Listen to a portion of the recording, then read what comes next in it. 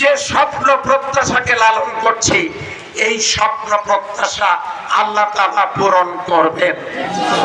আল্লাহ তাআলা ওই আয়াতের শেষ অংশে বলেছেন, রাসূলকে প্রেরণ করেছি কোরআন এবং হেদায়েত দিয়া, এটা এজন্যই করেছি যেন তিনি লিইউযহিরাহু আলা দীনি কুল্লি, মানুষের তৈরি করা মতবাদের উপরে দ্বীনকে বিজয় করতে পারেন।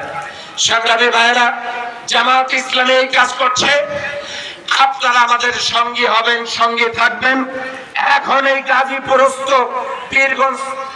পীরগঞ্জ ফোরাম, এই পীরগঞ্জ ফোরামে আমাদের ভাইদেরকে আমরা এখানে একটা আমাদের আহ্বায়ক কমিটি আমরা দিচ্ছি 11 সদস্য বিশিষ্ট। এরপরে তাদের নেতৃত্বে বিভিন্ন অঞ্চল থেকে ভাইদেরকে ডেকে একটা বড় আকারে কমিটি হবে। আমাদের এখানে একটা আহ্বায়ক কমিটি হচ্ছে, তারা আপনাদেরকে ডেকে বড় কমিটি করবেন। আপনারা মনে করবেন না যে এটাই শেষ কমিটি, এটা না, এরপরে বড় কমিটি হবে। আমরা 11 সদস্য বিশিষ্ট একটা কমিটি দিচ্ছি।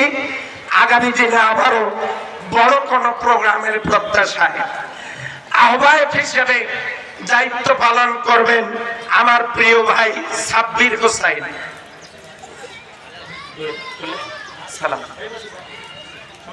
এরপরে সদস্য সচিব হিসেবে দায়িত্ব পালন করবেন জুয়েল রানা।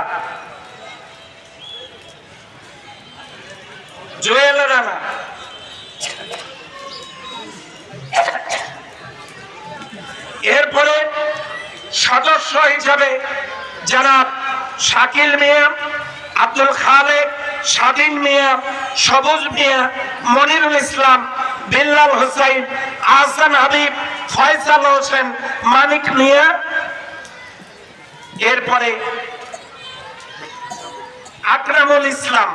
এই 11 সদস্য বিশিষ্ট আহ্বায়ক কমিটি আমরা আপনাদের সাথে যোগাযোগের জন্য, পরবর্তী সার্বিক খোঁজ খবরের জন্য, আপনাদের খোঁজ আমাদেরকে জানাবার জন্য ওনারা আমাকে তথ্য দেবেন।